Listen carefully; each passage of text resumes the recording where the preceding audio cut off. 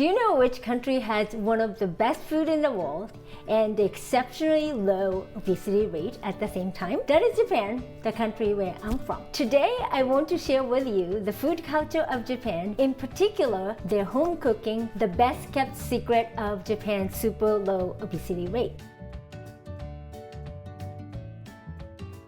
Hi, I'm Mari, author of international best-selling cookbook, Kitchen with Recipes. Japan is famous with healthy, delicious food. Sushi is now a worldwide favorite. Japan is also known with the lowest obesity rate in the world. Here's the obesity rate for adults in the world. The US at 40%, and the lowest is Japan at mere 4%. In addition, in the US, by the age 12, 18% of children are obese. Then the number jumped even more for the adults at 40%.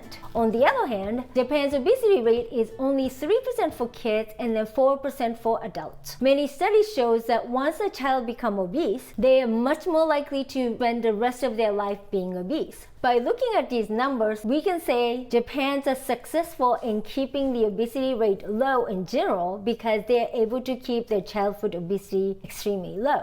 So how do you do that? Two main reasons. Number one, their healthy lifestyle, especially their diet. And number two, home-cooked meals. Namely, the cooking method that allows moms in Japan to whip up a wide variety of healthy, delicious meals on a daily basis, which is the focus of this video because this is something not too many people know about and the driving force of the super low obesity rate in Japan.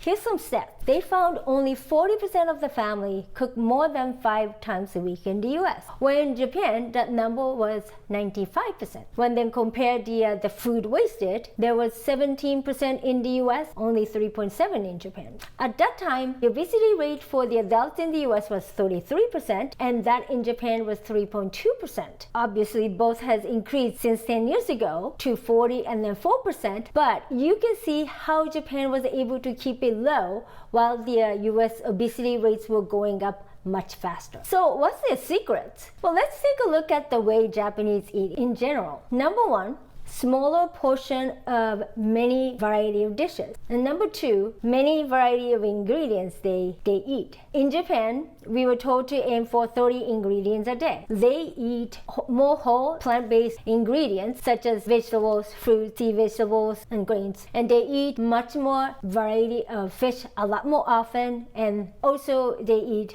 more soy and grains as well. They eat less animal protein, oil, flour, especially refined flour, sugar, especially the soft drinks. Number three, a lot of people think that in Japan, people only eat Japanese food at home. No. Japanese actually eat dishes from around the world at home, just cooked with Japanese sensibility, just like at the restaurants, meaning less oil, more vegetables, less meat, and more variety of ingredients. And number three, at home, everyone eats the same thing, and very often at the school as well. So even if a child say like, I don't want to eat it, pizza would not miraculously show up. In Japan, what's served is what you're going to eat. Number four, less snacking and no desserts after dinner. Now, if they snack, it will be much smaller portion and then not right before dinner. When it comes to dessert, we might say like, oh, let's have dessert after dinner, but that means fresh fruit.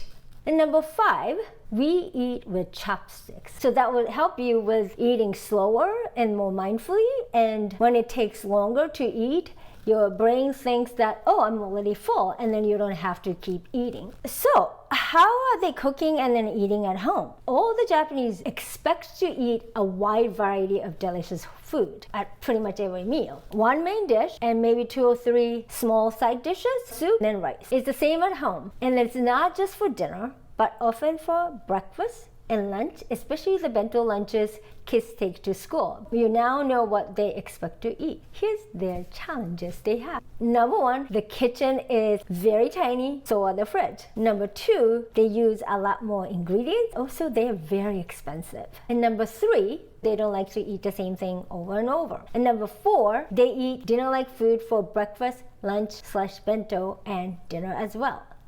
So moms in Japan only have like 15 to 20 minutes to prepare for a family's breakfast, bento lunch for school. So they need to be super efficient. Do whatever they can do in advance. And number 5, hot and humid weather. That means food spoils quickly. And number 6, they have something called mottainai culture. What does it mean? Well, it means waste not. Japanese hate waste, period. As you can see, the situation they have is pretty challenging, isn't it? However, necessity is mother of invention. Because of these challenges, they are forced to be efficient, resourceful, and creative. And they learn how to adapt and tweak the recipes so that you can use up all the stuff in the fridge. They also repurpose leftover into something completely new and different so that they don't have to reinvent the wheel. They also pre-prep some key ingredients for multi-use throughout the week or longer.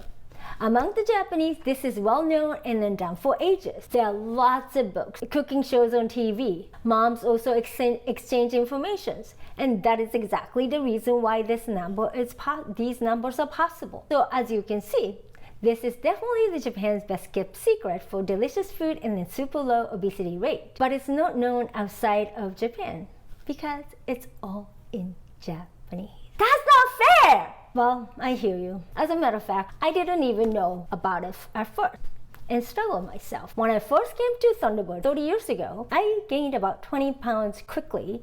21 years ago, I married to a T-bird. My struggle became even bigger because I grew up in Japan. I expected like other Japanese do at home, but I couldn't pull it off. It was apparent that I did not know what my friends and family in Japan knew. As a solution, I used a lot of pre-made food and we ate out a lot. I was happy with the great selection in San Francisco restaurants offer, but my wallet got a lot skinnier, my waist fatter. One day, my doctor told me, Maria, I have to put you on medication. What? Because you were pre-diabetic. That was a huge wake-up call because my dad had just died from complication of diabetes at the height of his career as a doctor. So I tried all the American methods, different recipes, tools. I even invested in 12-week cooking foundation course. But the more I tried, the more I got confused. I found myself in a vicious cycle. So one year, when I was in my aunt's kitchen in Tokyo, my light bulb went off because what she was doing was so efficient. I was like, oh, if I do something similar, I might be able to change this completely. So I bought Japanese cookbooks and magazines and then started to experiment in my kitchen in San Francisco. The result was phenomenal. Soon my cooking became so much easier, faster, and much more fun. And on top of that, my food became more delicious and all the pre-made food disappeared from our kitchen. Soon, I lost all the weight I gained since I came to the US. At the next checkup, my doctor told me that I'm no longer pre-diabetic. Yes! And on top of that, we saved $9,000 from food-related costs alone, because we stopped eating out so much and I was using every food I bought without wasting anything. I was saving about over 100 hours per year. There has been no health issues or medications, and I'm so thankful to this method. The time saving and money saving accumulated for 15 years. It's a lot. And health benefits. Remember, I said it's Japan's best kept secret, but it's all in Japanese. As a T-bird, I had to redesign it and then introduce it to the rest of the world so that more people can benefit. So that's why I decided to make this my life project, to share the Japanese mom's kitchen wisdom with the rest of the world so that they too can enjoy great food and have fun in the kitchen. And we will be able to reduce obesity rate in the world one family at a time. Here are some of my simple time-saving tricks you can try as well. You can first cook your favorite ingredients and then mix together in a variety of ways. Sauteed tomato and onion base is a multi-purpose base that you can use over and over for many different dishes. Italian, French, Chinese, Indian, whatever you like. Sauteed mirepoix also save you a ton of time and effort and make your food delicious. A must, especially if you're plant-based. Sauteed chard and potato is another of my favorite. Super easy and flexible. I hope you join me and give this a try. It will change your life as it did mine. If you use this method, it's impossible not to save time, money, and stress. Does this sound interesting to you? If so, I have free resources that will save you 30 minutes a day this week and beyond. I hope to see you soon on my YouTube channel. Happy cooking!